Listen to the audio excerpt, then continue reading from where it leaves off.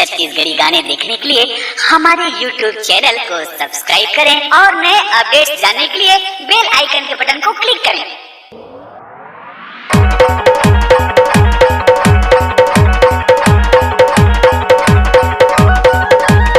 RKCG DJ Remix।